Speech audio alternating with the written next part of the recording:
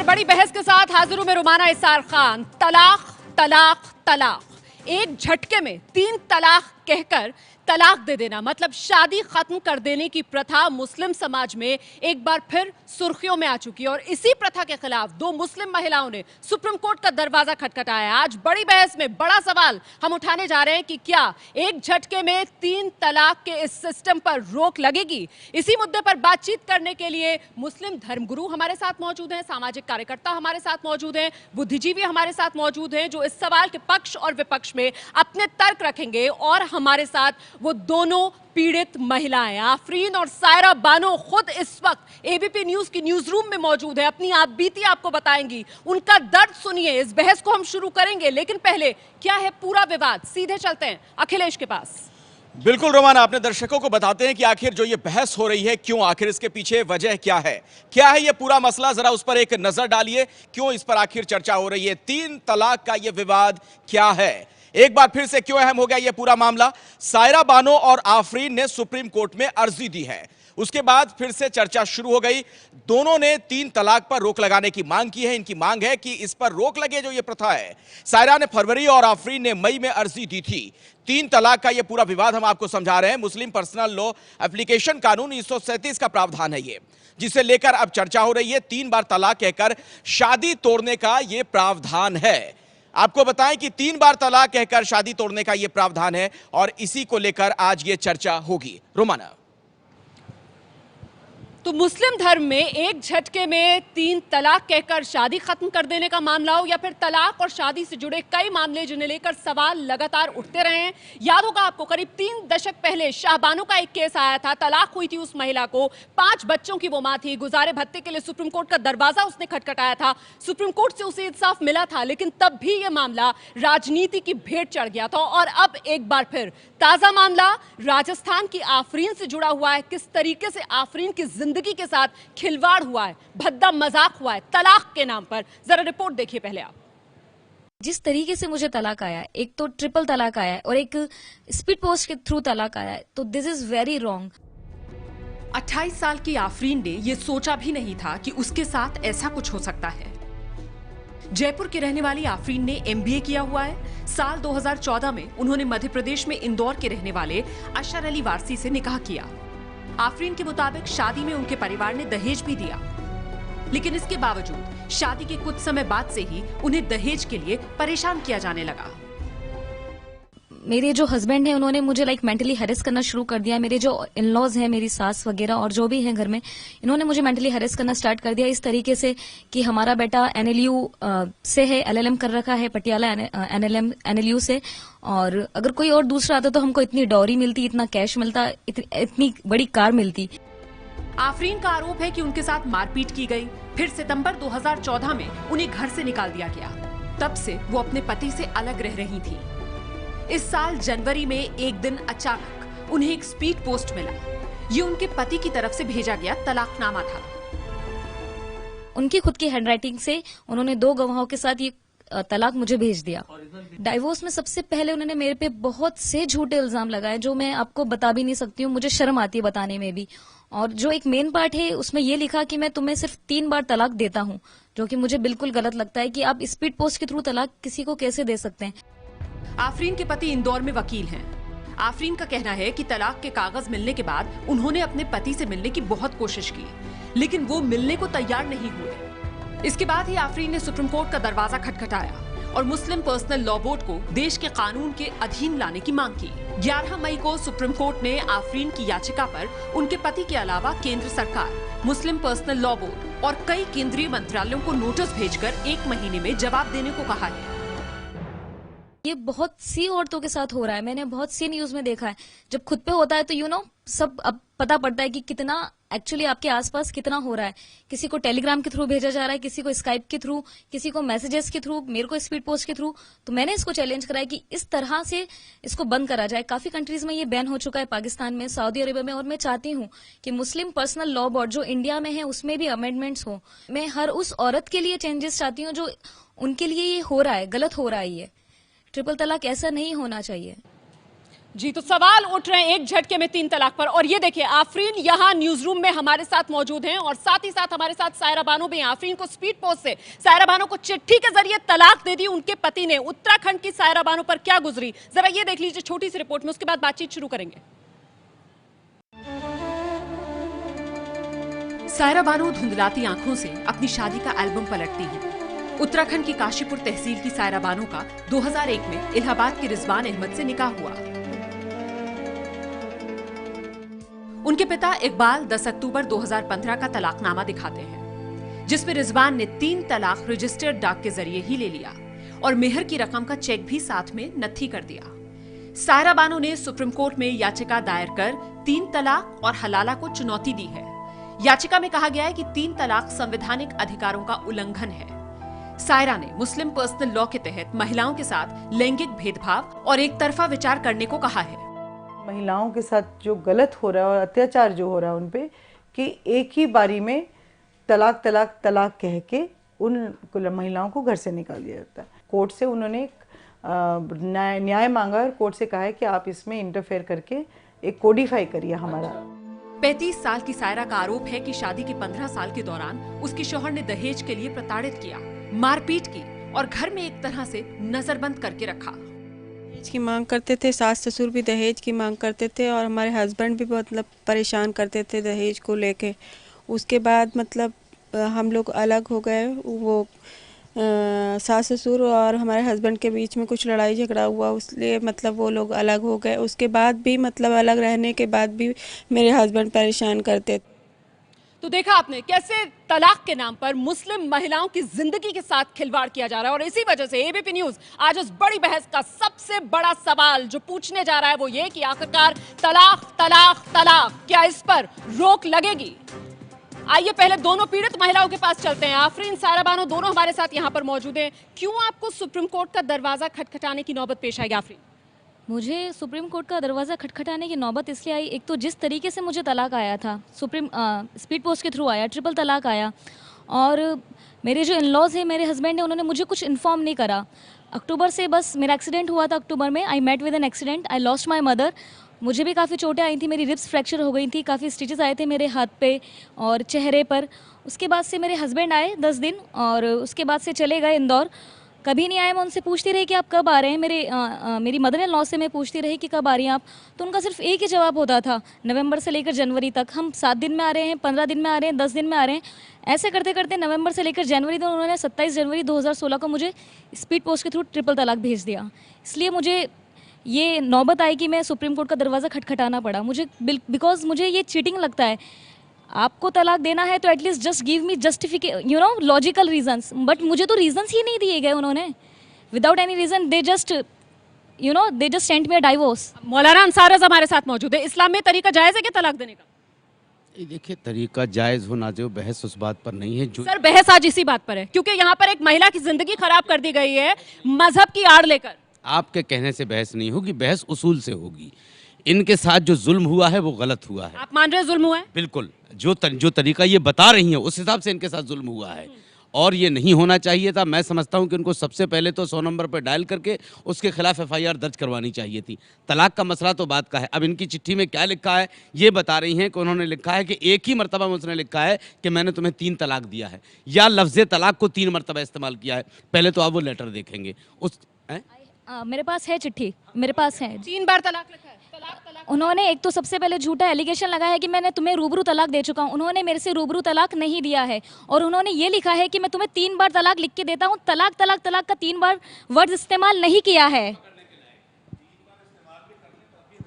अगर 3 बार उन्होंने लफ्ज़ इस्लामी मतलब इख्तियार किया होता, तलाक तलाक तलाक 3 बार लिख भी देते, मेरे ख्याल से गैर इस्लामी है। अब आप अबू हम्बल को देखिए, उन्होंने इसको गैर इस्लामी तरीक़ा करार दिया है। यानी एक ही सिटिंग में 3 बार, ये तो 3 जो मंथली जो होते हैं ख़वातीन के 3 महीने का वक्त दिया जाता है और मतलब 90 दिन का। हज़रत उमर तो ऐसे लोगों को सज़ा देते थे जो एक सिटिंग में 3 तलाक कह के औरत को साइडलाइन कर देते। बिल्कुल इसी वजह से मैं ये सवाल उठा रही हूँ कि क्या धर्म की आड़ में महिलाओं का शोषण हो रहा है। मैं आऊंगी आप सबके पास, लेकिन पहले सायरा बानो की आप बीती जानते हैं। सायरा बानो, सुप्रीम कोर्ट का दरवाजा आपने क्यों खटखटाया? बहुत हमारे ऊपर अत्याचार हुआ था और शोषण हुआ था। मेरे हस्बैंड ने शारीरिक और मानसिक रूप से बहुत परेशान किया था और उसके बाद 10 अक्टूबर को हमें ट्रिपल तलाक दे दिया। बाय पोस्ट द्वारा उनका मतलब आया था और क्या कहते हैं, इस वजह से हमने सुप्रीम कोर्ट का दरवाज़ा खटखटाया। बहुत ही शारीरिक और मानसिक रूप से वो परेशान कर रहे थे और बाद में उन्होंने तलाक दे दिया। और हमारे ससुराल वाले भी बहुत परेशान करते थे और सास और ननद वगैरह बहुत परेशान करती थी और वो मतलब हमेशा तलाक की धमकी दिया करते थे। ठीक है, तो मुफ्ती कासमी साहब, इसमें कुछ गलत तो नहीं हुआ ना अगर इनके साथ नाइंसाफी हुई, उन्होंने सुप्रीम कोर्ट का दरवाजा खटखटा दिया? देखिए, पहली बात तो ये कि तलाक का जो ये तरीका है 3 तलाक एक साथ देने का, यकीनन ये गलत है। इसकी किसी भी तौर पर हौसला अफजाई नहीं की जा सकती। लेकिन इन लोगों के जो वाक़यात हैं, जो इन लोगों की ज़िंदगी में जो कुछ भी हुए हैं, इन सब का ताल्लुक पर्सनल लॉ से नहीं है। इन लोगों के साथ जो घरेलू वायलेंस हुए हैं, जो भी ज़्यादतियाँ हुई हैं, तो डोमेस्टिक वायलेंस के पर्सनल लॉ से क्यों नहीं है? पर्सनल लॉ जो है वो इसको तलाक के बिद्दत की कैटेगरी में रखकर इसको वैध मानता है। अब घर में इनको अगर झगड़ा हो रहा है तो इससे पर्सनल लॉ का क्या लेना देना है? घर में अगर इनसे जहेज मांगा जा रहा है तो इससे पर्सनल लॉ का क्या लेना देना? ये तो डॉडी एक्ट के तहत इसको जो कोर्ट में जाना चाहिए, इन्हें डोमेस्टिक वायलेंस के तहत जो है कोर्ट में जाना चाहिए। इसे एक मिनट सर, दूसरों का तलाक दीजिए, लेकिन तलाक मेरी प्रॉब्लम ये है, मेरी प्रॉब्लम सुनिए। मेरी प्रॉब्लम ये है कि अक्टूबर से मुझे झूठ क्यों बोलते गए?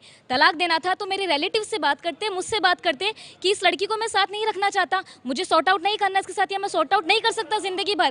क्यों इस तरीके से झूठ से तलाक दिया जाता है? झूठ से हजारों लड़कियों की जिंदगी बर्बाद होगी। सर रोकिए इसको। किसी की आवाज नहीं जाएगी। माइक मेरे पास है, मैं आप लोगों के पास आ रही हूँ, लेकिन यहाँ सवाल इस बात का है, तलाक तलाक तलाक, ये जो तरीका है, ये तरीका सही है या गलत? मैं बता रहा हूँ। सबसे पहली बात तो ये है कि ये बहस इसलिए अधूरी है कि ये लड़की है, हमें इसके साथ बहुत अफसोस है, बहुत बुरा हुआ है। लेकिन इसका शोहर भी यहाँ होता तो दोनों पक्ष हमारे सामने होते तो तब पता लगता क्या इन दोनों के बीच हुआ। सर एक मिनट, मुद्दे को भटकाइए नहीं, आप सीधी बात पर आइए। तलाक तलाक तलाक, क्या इस एक झटके में तलाक पर रोक लगनी चाहिए? उसके साथ क्या हुआ है, दोनों के साथ क्या हुआ, पहले ये बातें होनी चाहिए। दूसरी बात, इनके साथ जो 3 तलाक दी गई हैं, ये गलत है और ऐसा इनको ऐसे गंदे आदमी के साथ नहीं रहना चाहिए। मैं रोकना चाहूंगी, इस तरीके से बहस आगे नहीं बढ़ पाएगी। आपस में इस तरीके से मत उलझिए, एक एक करके अपनी बात रखिए। देखिए, 3 तलाकें इनके अगर दी हैं, बहुत गलत किया है और इसको पनिशमेंट होना चाहिए। लेकिन मेरा आपसे कहना यह है, मशवरा यह है कि ऐसे गंदे आदमी के साथ आपको रहना ही नहीं चाहिए। क्या पता आपके साथ और क्या कर दे जब उसका इतना खतरनाक इरादे हैं तो। देखिए सुन लीजिए, 1 मिनट सुन लीजिए। जहाँ तक तलाक का ताल्लुक है, अगर इंसान नियत करके 3 तलाक दे देता है तो वो तलाक तो हो जाती है।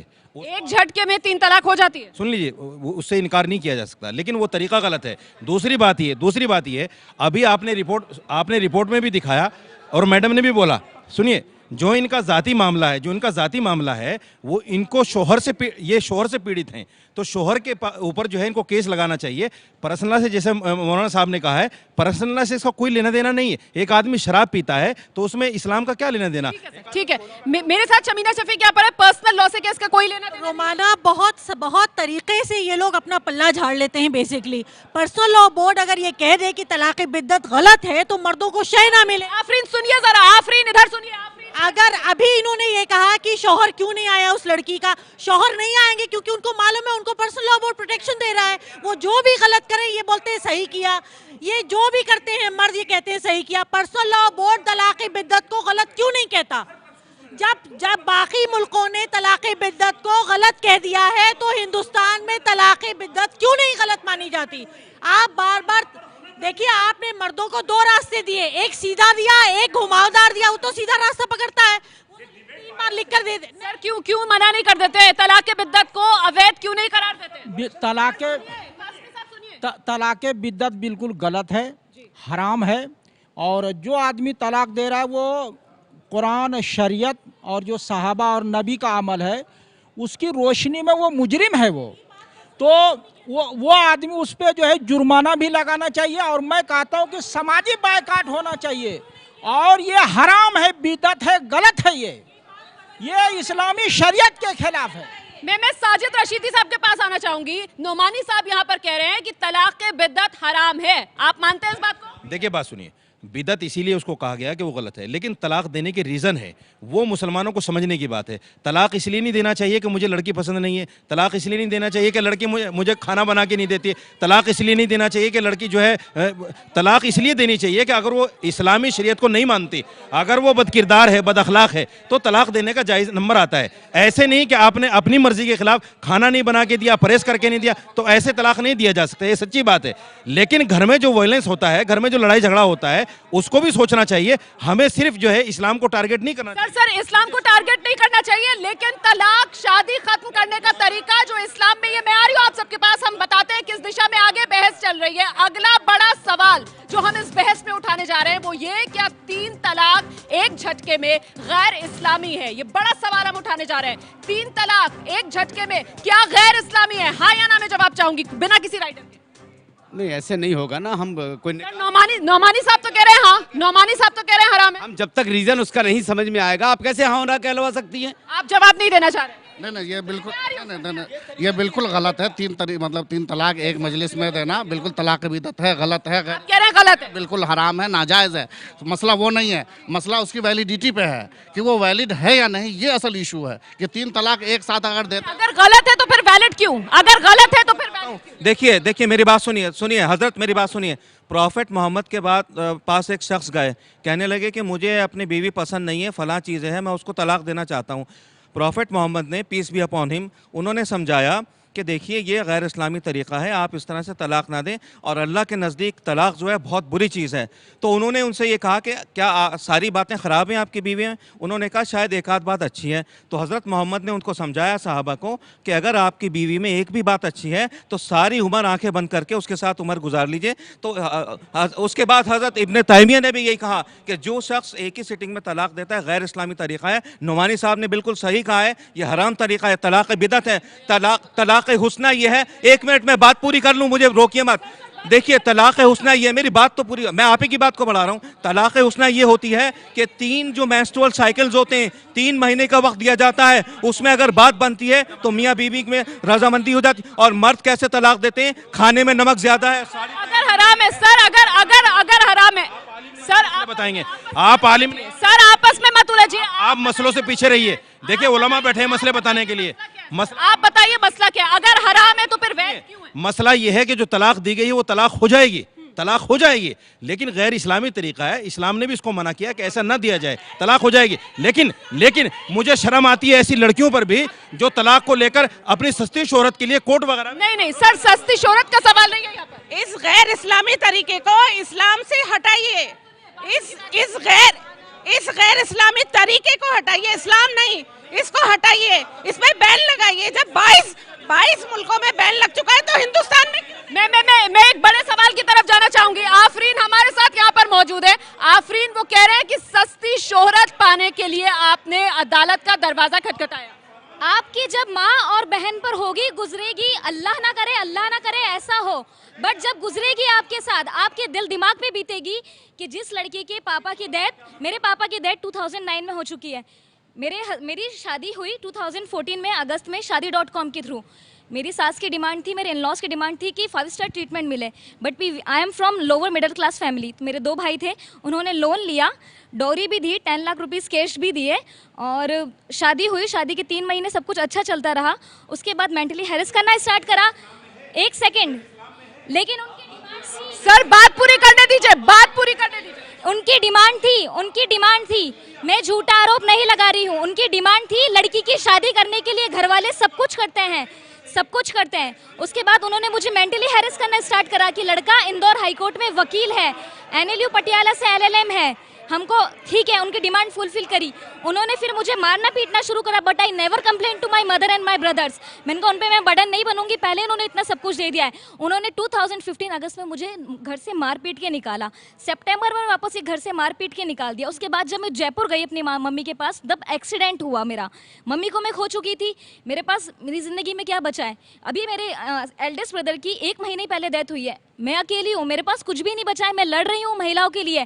और मैं आपसे रिक्वेस्ट भी कर रही हूँ मौलाना साहब, मैं आपके अगेंस्ट नहीं जा रही हूँ, मैं आपसे रिक्वेस्ट कर रही हूँ कि जब इस्लामिक कंट्रीज हैं पाकिस्तानी और सऊदी अरब में, उनमें बैन हो चुका है, तो इंडिया में क्यों नहीं? ये बड़ा सवाल कि जब 22 मुस्लिम ममालिक के अंदर इस तरीके की तलाक बैन हो चुकी है तो फिर भारत में क्यों नहीं? सर मुझे ब्रेक के लिए यहाँ पर रुकना होगा, और ब्रेक पर जाते जाते मैं ये भी बता दूं कि आप लोग यहाँ पर मुस्लिम धर्मगुरु बनकर आए हुए हैं। आप जो बोल रहे हैं उससे दिखता है आपकी सोच क्या है। कृपया करके थोड़ा संयम बरतें और अपनी बात एक एक करके रहिए।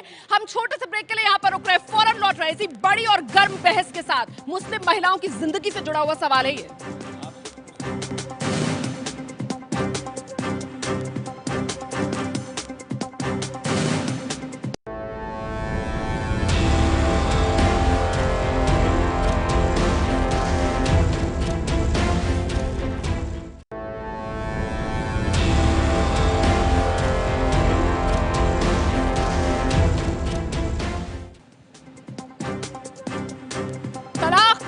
तलाक, 3 तलाक एक झटके में, इस खेल से कैसे मुस्लिम महिलाओं की जिंदगी से खिलवाड़ हो रहा है, इसी पर हम बड़ी बहस कर रहे हैं। फिलहाल बड़ी बातों के लिए सीधे रुख करेंगे अखिलेश का। बिल्कुल रोमाना, अपने दर्शकों को हम बताते हैं कि आखिर बड़ी बातें क्या हैं, इस मसले से जुड़ी हुई अहम बातें क्या हैं, उस पर एक नजर डालिए। 3 तलाक का यह पूरा विवाद है। सायरा बानो और आफरीन ने सुप्रीम कोर्ट में अर्जी दी है और उसके बाद एक बार फिर से नए सिरे से यह बहस छिड़ गई। दोनों ने 3 तलाक पर रोक लगाने की मांग की है देश की सबसे बड़ी अदालत से कि यह जो प्रथा है इस पर रोक लगे। सायरा ने फरवरी और आफरीन ने मई में अर्जी दी थी। मुस्लिम पर्सनल लॉ एप्लीकेशन कानून 1937 का यह प्रावधान है। 3 तलाक का यह विवाद, 3 बार तलाक कहकर शादी तोड़ने का यह प्रावधान है। बहुत ही विवादित यह प्रावधान। पूरा मामला क्या है वो भी जरा आपको बताते हैं। क्या है सायरा और आफरीन का यह पूरा मामला? उत्तराखंड के काशीपुर की रहने वाली हैं सायरा बानो, जो सुप्रीम कोर्ट पहुंची। साल 2002 में शादी हुई, पति ने 2015 में उन्हें तलाक दिया। राजस्थान के जयपुर की रहने वाली हैं आफरीन, इनके साथ भी कुछ ऐसा ही हुआ। आफरीन की शादी 2014 में मध्य प्रदेश के इंदौर में हुई। पति ने साल भर के अंदर आफरीन को 3 तलाक कहकर तलाक दे दिया और ऐसे में यह पूरा विवाद अब सामने आया है। आफरीन को कागज पर लिखकर स्पीड पोस्ट के जरिए यह भेजा गया। सोचिए जरा, अंदाजा लगा सकते हैं आप किस तरीके से उनके साथ ये नाइंसाफी हुई है। सायरा और आफरीन ने संवैधानिक अधिकारों का हवाला दिया है और उन्होंने सुप्रीम कोर्ट का दरवाजा खटखटाया है। समानता और सम्मान के साथ जीने के अधिकार के खिलाफ है, यह कहा गया है इस अर्जी में। जो बातें हैं, जिस तरीके से यह तलाक का प्रावधान है, मर्दों को 3 तलाक का हक, महिलाओं से गैर बराबरी है, इसका भी जिक्र किया गया है। मुस्लिम मर्दों को 4 शादी की इजाजत भी गैर संवैधानिक है, अर्जी में इस बात का भी जिक्र है। सायरा बानो ने निकाह हलाला प्रावधान के खिलाफ भी अर्जी दी है। अब इसमें क्या होता है यह देखना अहम होगा। तलाक के बाद पति से फौरन दोबारा शादी पर रोक का प्रावधान, दूसरी शादी और तलाक के बाद ही पूर्व पति से शादी की इजाजत, यह बात कही गई है। तो सायरा और आफरीन का पूरा मामला आपके सामने है। चिट्ठी के जरिए 3 तलाक देना क्रूरता और नाइंसाफी है, यह बात कही है आफरीन ने, जो उन्होंने अपनी अर्जी दी है। महिलाओं के अधिकार और इच्छाओं की अनदेखी आखिर क्यों, यह सवाल भी पूछा गया आफरीन की तरफ से कि अधिकारों की अनदेखी क्यों। एक मुश्त मेहर की रकम और नियमित गुजारा भत्ता मिले, यह मांग भी रखी गई है, यह मांग भी की गई है। रोमाना, और ये दोनों पीड़ित महिलाएं आफरीन, सायरा बानो एबीपी न्यूज के न्यूज रूम में इस वक्त हमारे साथ मौजूद हैं। हम इनसे लगातार चर्चा कर रहे हैं और साथ ही तमाम पैनलिस्ट हमारे साथ यहां पर मौजूद हैं। और एक बात जो बार बार सबने दोहराई वो ये कि एक झटके में 3 तलाक मतलब तलाक के बिद्दत, मतलब वो तलाक जिसे इस्लाम में पसंद नहीं किया गया। ऐसे में इस तलाक की तरफदारी क्यों, ये बड़ा सवाल है। नोमानी साहब, इसका जवाब दे पाएंगे आप? फिर all India Muslim personal law board तरफदारी क्यों करता है एक झटके में 3 तलाक? देखिए, तरफदारी कोई नहीं कर रहा है। इस तरह के तलाक को सब नाजायज मानता है। एक है किसी का गलत होना, एक उसका प्रभावी होना जो है, मुअस्सिर होना, 2 अलग अलग चीज़ें हैं। तो जो इस तरह अगर देखा जाएगा कि ये बिना सही कारण के जो है वो तलाक दिया है, तो कादी जो है उसको जेल में भी डाल सकता है, वित्तीय दंड भी दे सकता है। और मैं कहता हूँ कि ऐसे आदमी का समाजी बायकाट भी होना चाहिए। जब दूसरी लड़की उसको नहीं मिलेगी तो 2-4 के बारे में अगर ऐसे मालूम हो जाएगा तो दिमाग जो है वो। नोमानी साहब, आपकी सोच बहुत अच्छी है, लेकिन कासमी साहब मैं आपसे ये जानना चाहूंगी, इतने राइडर्स जो आप लोगों ने लगा दिए, एक मुस्लिम महिला जिसे पर्दे से बाहर आप लोग नहीं निकलने देते हैं, एक आर्थिक वर्ग से पिछड़ी हुई महिला, वो कहाँ आकर काजियों के चक्कर काटेगी, कहाँ वो दर दर भटकेगी? 22 मुस्लिम देश ऐसे हैं जहां पर इस प्रथा को खत्म कर दिया गया है। भारत में क्यों खत्म नहीं कर रहे आप लोग इसे? देखिए, हमारी भी बहन बेटियां हैं और ये भी हमारी बेटी है। ऐसा किसी के साथ नहीं होना चाहिए ये गलत हुआ और ये हराम है और ये तलाक है, नाजायज़ तलाक है। लेकिन जो तरीक़ा इख्तियार किया जा रहा है, जो कोर्ट में जाया जा रहा है, जो गवर्नमेंट के पास जाया जा रहा है, ये तरीक़ा गलत है। ये मुस्लिम कम्युनिटी के इस्लामिक स्कॉलर्स, मुस्लिम ख़वातीन जो इस्लामिक लॉ को जानती हैं, वो बैठ करके इसके रिफॉर्म के लिए काम करें और एक इस तरह का जाए कि तलाक ही ना हो और ये कहा जाए कि 3 तलाक मत दो, इसकी ज़बरदस्त और इसके पनिशमेंट लागू किया जाए। लेकिन कोर्ट में जा कर के और हुकूमत को आप दखल अंदाजी का एक रास्ता दे रहे हैं, ये गलत है। नसीम अख्तर साहब, जी, तरीका गलत चुना है क्या आपने? बिल्कुल गलत, सही तरीका चुना है हमने। कोर्ट में नहीं जाए तो कहाँ जाएं? मेरा आपसे सवाल है कि आप कोई ऐसा इदारा बता दें, कोई ऐसी संस्था बता दें जो इस तरह के तलाक पे आज तक सज़ा दे चुकी है, और कोई ऐसा समाज बता दें जिसने सामाजिक बहिष्कार किया है ऐसे लोगों का। मैं अंसार रज़ा साहब से जवाब लूंगी। जी, मैं आ रही हूँ आपके पास। जी, सबसे पहली बात तो जो कासमी साहब ने अभी जो भाषणबाजी की है, 1 नंबर की बकवास है वो। पहली बात, इस्लाम में 3 तलाक एक साथ जायज़ नहीं है। जिस तो यही तो सब कह रहे हैं। सुन, देखिए पूरी बात जब तक आप नहीं सुनेंगे, 1 सेकंड में आप चले जाएंगे तो नहीं समझ में आएगा किसी। इस्लाम में एक साथ 3 तलाक जायज़ नहीं है, लेकिन दे देगा तो तलाक हो जाएगी। जिस तरह से जहर खाना हराम है, अगर खा लेगा तो आदमी मरेगा। अब जहाँ तक सवाल इनके साथ इंसाफ का है, ये कोर्ट में गई हैं, अच्छी चीज़ है। अगर इनकी नीयत अच्छी है तो इनको इंसाफ मिलेगा। अब जहाँ तक सवाल है, तलाक जिस आदमी ने दिया है उस आदमी की क्या मजबूरी है, इनकी क्या मजबूरी है, ये समझ सकती है, इनकी सब मुखालिफ फैमिली समझ सकती है। हम ये चाहते हैं कि हमारे हिंदुस्तान के उलमा बैठ कर, 1 मिनट में, हमारे हिंदुस्तान के उलमा, दानिश्वर लोग, वकला लोग बैठ करके ये जो बार बार इस्लाम को जलील किया जा रहा है, इससे बचने के लिए बेहतर तरीका ये है कि तमाम उलमा मिल करके एक बड़े पैमाने पर एक सेमिनार करें, ताकि ये इस चीज़ का मसला, देखिए पर्सनल लॉ बोर्ड को हम नहीं मानते, पर्सनल लॉ बोर्ड क्या है हम नहीं समझते। सर, आपने बड़ी वैलिड पॉइंट उठाया है, मैं आपके सवाल का जवाब लूंगी, लेकिन उससे पहले जो आप बीती कह रहे हैं, आप कह रहे हैं आपको पता नहीं, इनसे जानते हैं। सायरा बानो, जरा बता दीजिए, यहाँ ये तमाम उलमा बैठे हुए हैं, मौलवी बैठे हुए हैं, आप पर क्या गुजरी, जरा बताइए, बयां कीजिए। क्या कहते हैं, हमारे हस्बैंड शारीरिक और मानसिक रूप से परेशान करते थे, शुरू से ही तलाक तलाक के लिए कहते थे, और मेरी जो सास हैं और ससुर हैं वो भी तलाक तलाक के बारे में किसी तरह से 15 साल गुजरे हैं। हमने मतलब क्या कहते हैं, किसी तरह से काटे हैं 15 साल। उसके बाद भी मतलब 2015 में मेरा ट्रिपल तलाक हो गया, और क्या कहते हैं, मेरे हस्बैंड मारते पीटते थे और पुलिस में नहीं रिपोर्ट की। सर, सांकेतिक तौर पर हमें इन मामलों को देखना चाहिए, सिंबॉलिक तौर पर देखना चाहिए इन मामलों को। हम बड़ा सवाल यहाँ पर रख रहे हैं, शादी बचाने के लिए। जी, एक मिनट। शुरू से ही तलाक का वो मतलब कहते थे, धमकी देते थे सास ससुर, तो हमने अपने घर को बचा के रखा था। टीवी क्योंकि तलाक मिल गई। मौलाना साहब, आप समझ नहीं रहे संवेदनशीलता, आप संवेदनशीलता नहीं समझ रहे इस मुद्दे की, कृपया करके समझिए और जरा इन महिलाओं की बात सुनिए। सर, डोमेस्टिक वायलेंस तो सर मेरे ऊपर भी हुआ था। आप क्यों नहीं समझ पाते हैं कि ये इंडियन सोसाइटी है, लड़की का अगर निकाह हो जाता है तो वही बड़ी बात होती है कि कैसे तैसे करके शादी हो जाए। दहेज भी मांग पूरी की जाती है, जैसा कि मुझसे सर ने कहा, दहेज तो इस्लाम में गलत है। क्या करें, गलत है तो अगर लड़कों वालों की मांग होती है तो दी जाती है। वो लड़कियों की शादी तो होनी है, उनको घर पे तो नहीं बिठा सकते। डोमेस्टिक वायलेंस इसलिए टॉलरेट करती हैं, तो क्या करें, टॉलरेट ना करें तो घर बिगड़ जाएगा। 15 साल इंतजार करा, मैंने भी 1 साल इंतजार करा, मैंने कभी कंप्लेंट नहीं करी मेरे ब्रदर और मेरे मम्मी से। मैंने इंतजार करा कि कहीं तलाक ना मिल जाए, तलाक हम ले लेंगे, रुमाना हम तलाक ले लेंगे, ठीक है, हम आगे जाके खुला कर लेंगे, उसके बाद हमारी जिंदगी क्या होगी। सर, इसका जवाब दीजिए। मुस्लिम महिला ये बेआसरा जो छोड़वा रहे हैं आप, मुस्लिम औरत को, इसकी जिम्मेदारी कौन लेगा? देखिए, मुस्लिम महिला कहीं भी बेआसरा नहीं है, इनको विरासत का दिया गया है, इनके फादर की जायदाद में, वो सब एक अलग इशू है, और बहुत सारे हुकूक इनको दिए गए हैं, और जितने इस्लाम को हुकूक दिए गए हैं, सुप्रीम कोर्ट में जाने का जहाँ तक खर्चा है, वो हुकूक कहाँ मिलते हैं, खुदा के लिए बता दीजिए, वो हुकूक बताइए कहाँ मिलते हैं।